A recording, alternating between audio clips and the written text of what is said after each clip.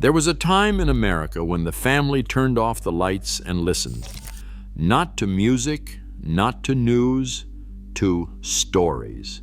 A wooden box with a glowing dial in the corner of the room, and at 8 o'clock on a Tuesday night, the whole house went still. They had been waiting all day. Some walked 3 miles to a neighbor's house because their own family did not own a radio.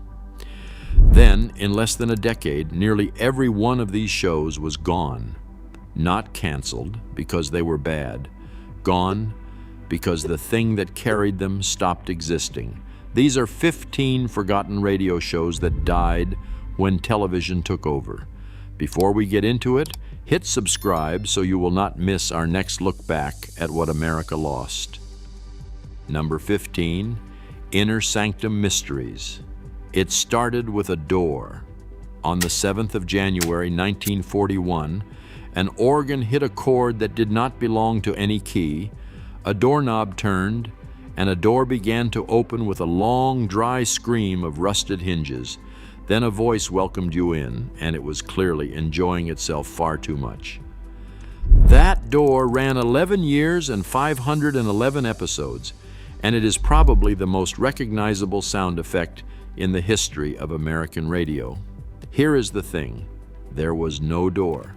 Heman Brown, the producer, had a squeaky door in his basement and brought the idea to the studio.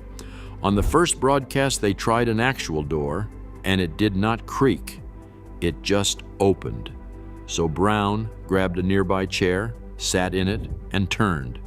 It shrieked. They used that chair for 11 years. At some point, a well-meaning janitor found the chair, decided it needed maintenance, and oiled it. The sound man had to make the noise with his mouth that week. Inside, it was ghosts and murderers and lunatics, with the host cracking bad jokes over the top, and the biggest names in Hollywood coming through to play victims. Boris Karloff, Peter Lorre, Claude Rains, Agnes Moorehead, Orson Welles. From 1945, the show was sponsored by Lipton Tea, which meant that between the murders, a cheerful spokeswoman came on to sell tea and scold the host for being morbid. Ghouls, then tea, then more ghouls. If you have ever seen a horror host on television introducing a movie with a pun and a smirk, that came from here. Mad Magazine was parodying it by 1953. And 30 years later, in the 1970s, Heman Brown came back and put the same creaking chair on the air again for a whole new generation. Number 14, Gangbusters. Some shows opened with music. This one opened with an assault. A police whistle, shrill and close. Convicts marching in formation, sirens, machine gun fire, tires screaming on pavement, then a voice through a megaphone announcing the case, and more whistles. There is a phrase in the English language that came out of that opening and is still in use today. When something arrives loud and fast and impossible to ignore, Americans say it came on like gangbusters. It ran 21 years, from 1935 to 1957, dramatizing real cases that the producer, Phillips Lord, got directly from J. Edgar Hoover. Hoover had one condition: only closed cases, nothing still open, nothing that might embarrass the Bureau. To make it feel official, they brought in the former head of the New Jersey State Police to introduce each story.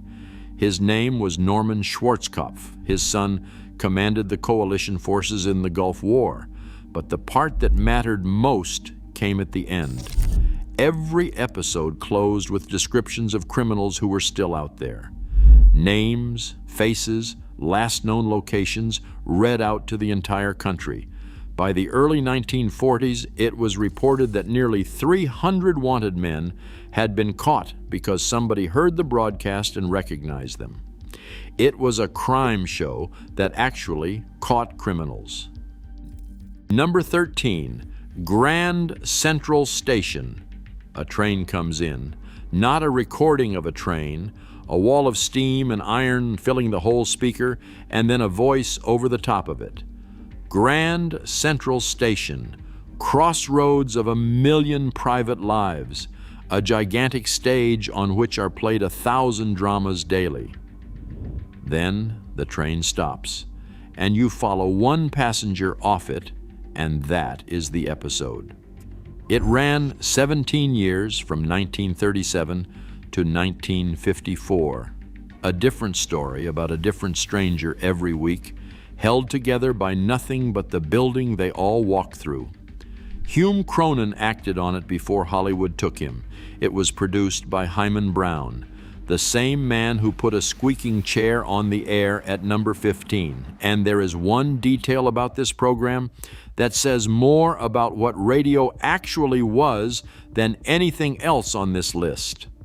Listeners started writing in to complain, not about the stories, about the trains. Steam engines had stopped running into Grand Central Terminal years before, and people were pointing out that the sound effect was wrong.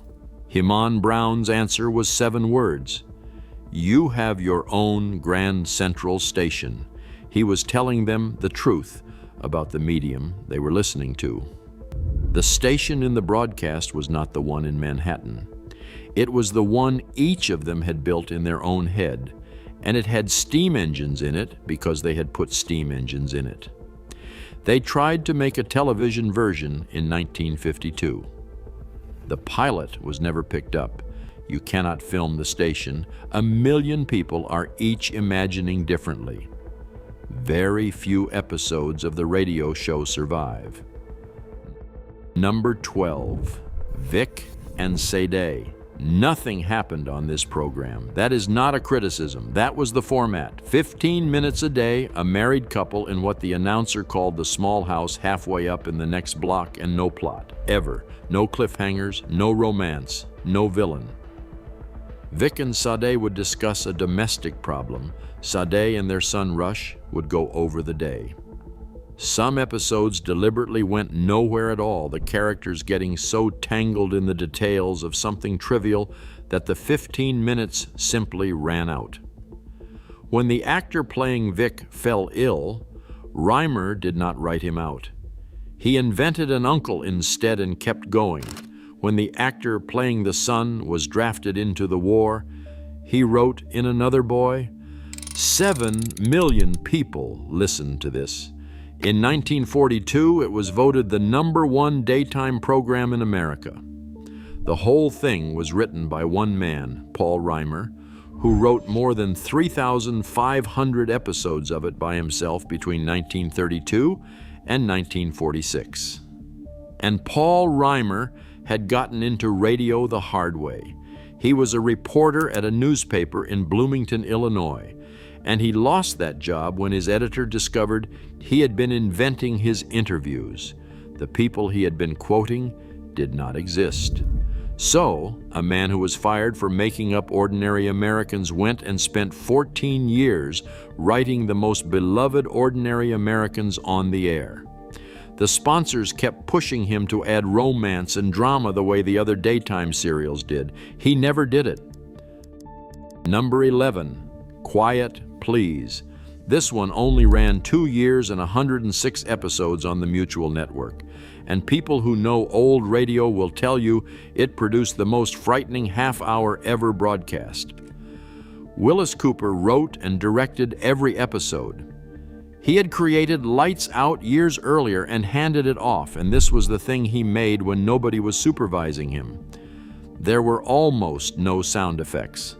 An organ, sometimes a piano, and a man talking to you. Ernest Chappell narrated in the first person, telling you about something that had happened to him, and quite often the story ended with him dead. On the 9th of August, 1948, they broadcast an episode called The Thing on the Forble Board. An oil rig worker describes what came up out of the ground. It is still, 80 years later, the episode people bring up when they want to explain what radio could do that television cannot. Rod Serling said this program influenced The Twilight Zone. And Cooper ended every broadcast with a teaser for the following week, usually unrehearsed. One of them went, "My story for you next week is called A Night to Forget." It is about a man who wished he could and couldn't. Then Chappell signed off the same way every time. And so, until next week at this same time, I am quietly yours. Number 10, The Whistler. Footsteps on a wet street, then somebody whistling, 13 notes, and the notes are wrong in a way you cannot quite name. Then the voice. I am the whistler, and I know many things, for I walk by night. I know many strange tales, many secrets hidden in the hearts of men and women who have stepped into the shadows. That ran for 13 years, from 1942 to 1955. And here is the strange part. Almost nobody east of the Rockies could hear it. The Whistler was a West Coast show. It was sponsored by an oil company out of Signal Hill in California, and the sponsor's tagline was built right into it. That whistle is your signal for the Signal Oil program. They tried twice to run it nationally, and both attempts died inside 2 years. It stayed regional, and it became the most popular program in the history of West Coast radio anyway. The whistling itself was done by a woman named Dorothy Roberts every week for 13 years. Columbia Pictures turned it into 8 feature films in 5 years, and those movies played nationally to audiences who could not hear the program they came from. 692 episodes were made. More than 200 no longer exist. The most popular show in West Coast radio history is a third gone. Number 9, Duffy's Tavern. An old piano plays when Irish eyes are smiling, a telephone rings and cuts it off, and a voice out of New York City answers, "Hello, Duffy's Tavern, where the elite meet to eat. Archie, the manager, speaking. Duffy ain't here." Then, every week, a pause, and then, "Oh, hello, Duffy." Duffy called the tavern every episode for 11 years and never once came in. The audience never heard him speak. The show was named after a man who never appeared in it. Archie was played by Ed Gardner, who had invented the character while producing somebody else's program, and who could not stop mangling the English language. Malapropisms, mixed metaphors, sentences that fell over halfway through. The tavern was on 23rd Street in New York, and the guests who came through it were absurd for a rundown bar. Bing Crosby, Bob Hope, Fred Allen, Boris Karloff. The part people forget is who played Miss Duffy in the early years. It was Shirley Booth, married to Gardner at the time, who went on to become one of the most decorated actresses in America. It opened on the 1st of March, 1941, and closed on the 28th of December, 1951. If a show on this list is one you remember, stay with me. The biggest names are still ahead.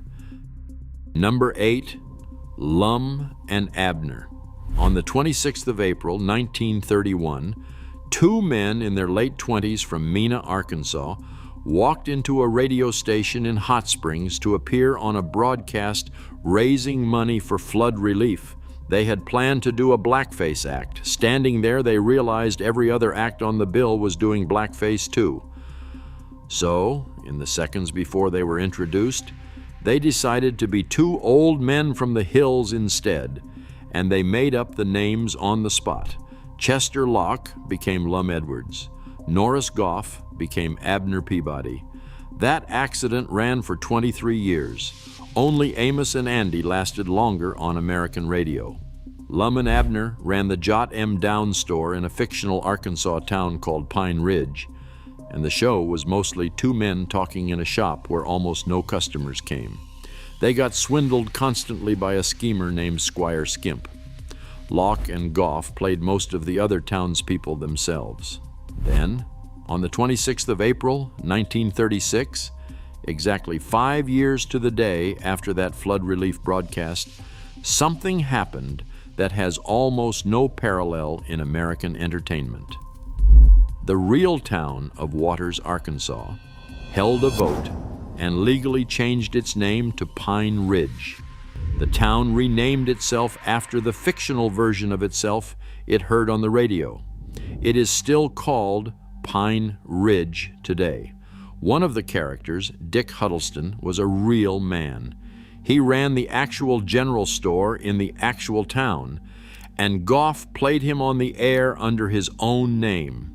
During the war, Armed Forces Radio carried Lum and Abner to servicemen all over the world. Men in the Pacific were listening to two Arkansans argue about a general store. Number 7, Escape. Mussorgsky's Night on Bald Mountain comes up hard, then a voice, and it is the same voice that will later be Matt Dillon. Tired of the everyday grind? Ever dream of a life of romantic adventure? Want to get away from it all? We offer you Escape.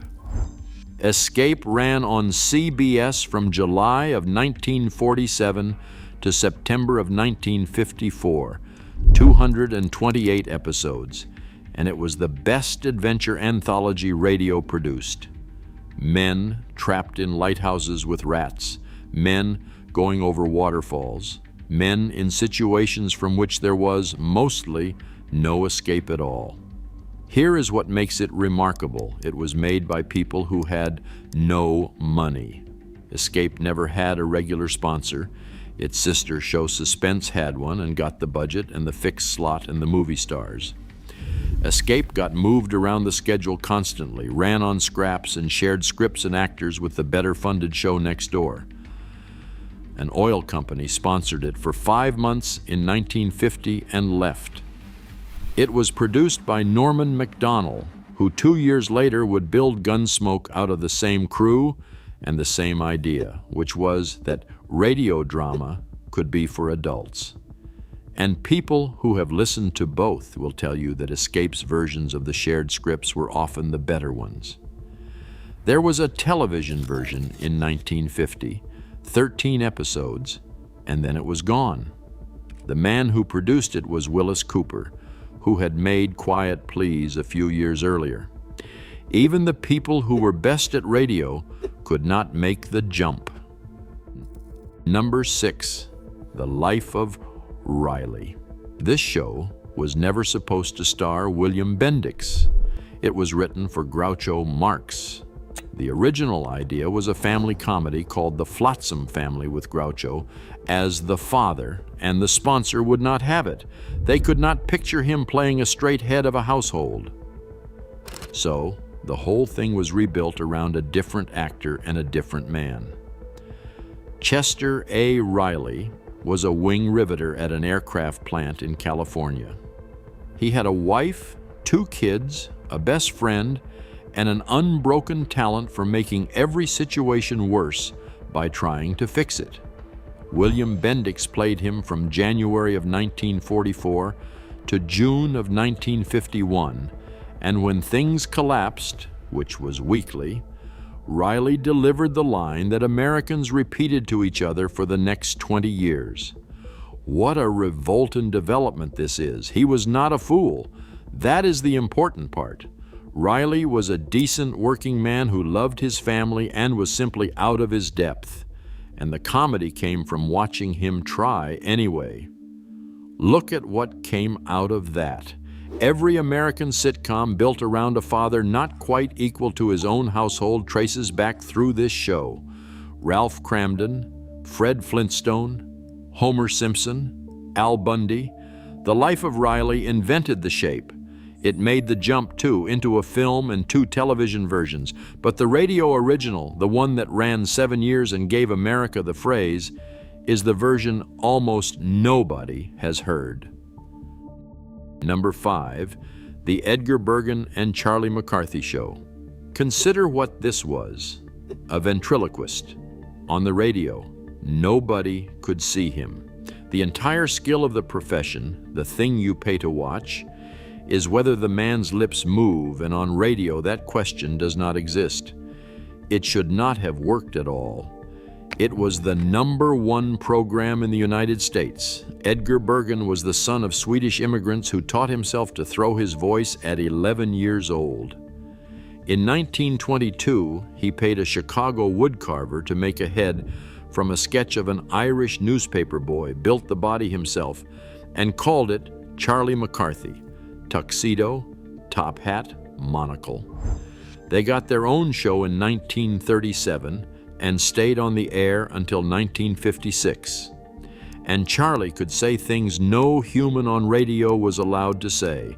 He was written as a child, which meant the censors let him get away with murder. He chased women on the air.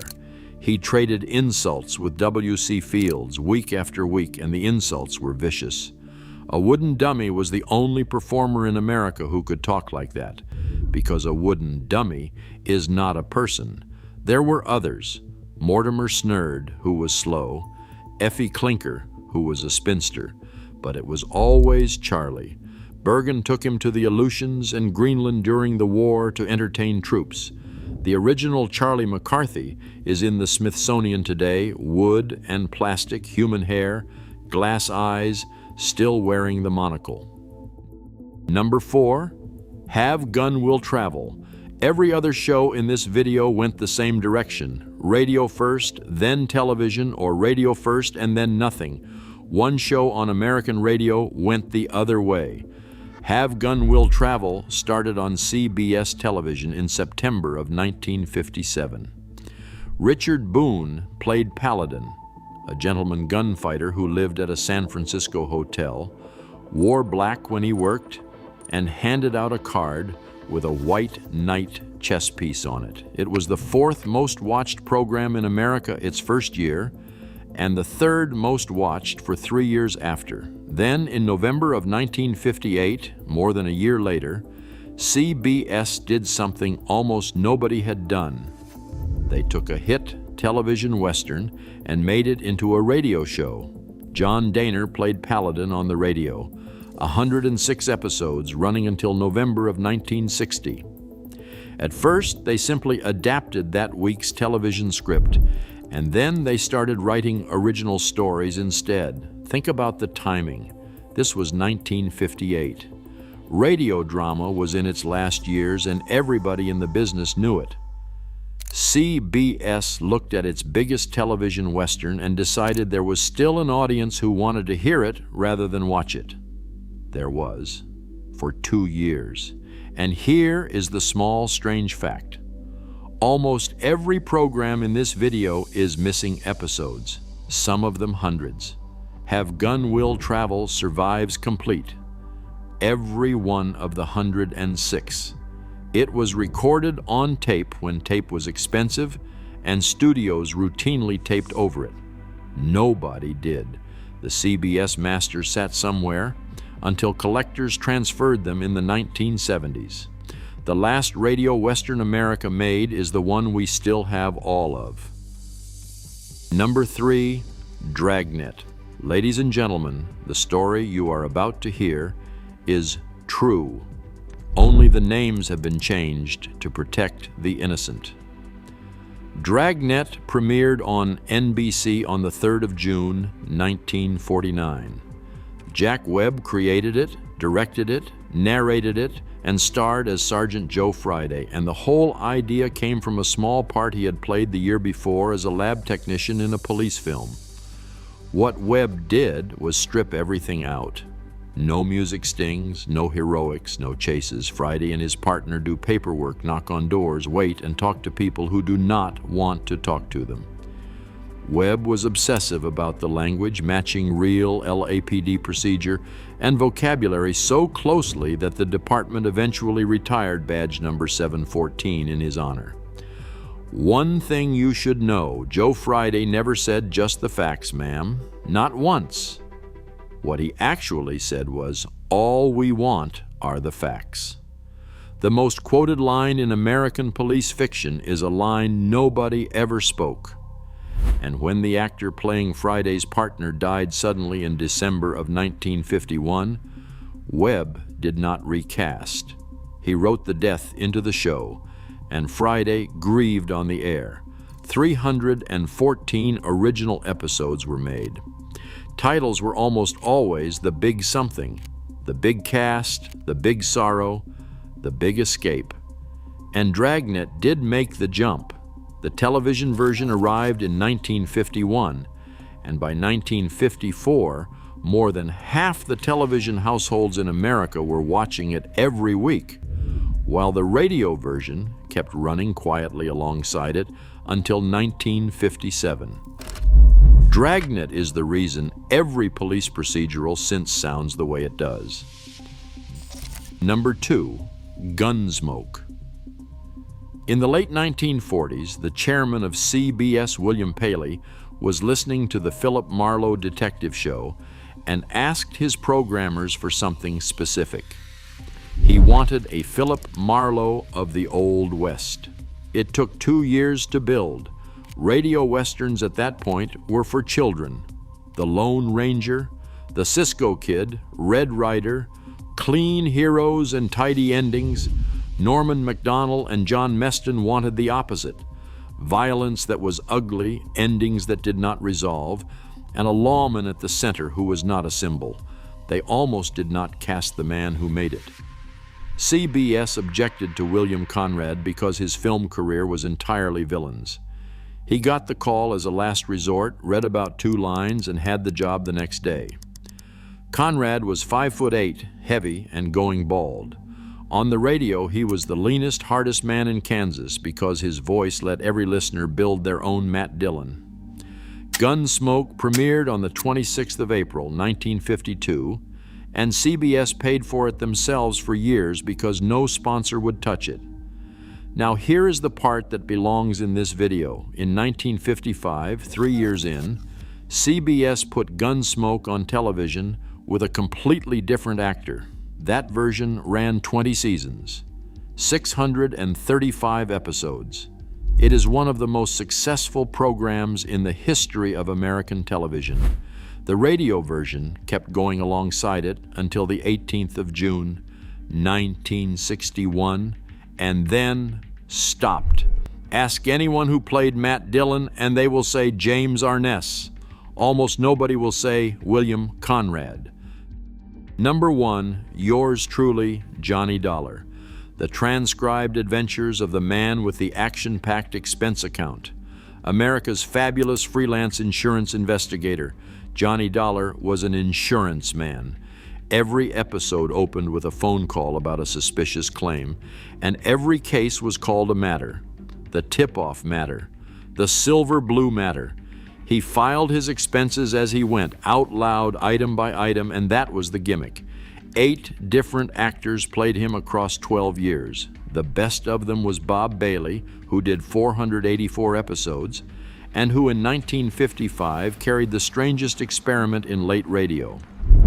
For 13 months, the show ran as a 15-minute serial, Monday through Friday. One case stretched across a whole week.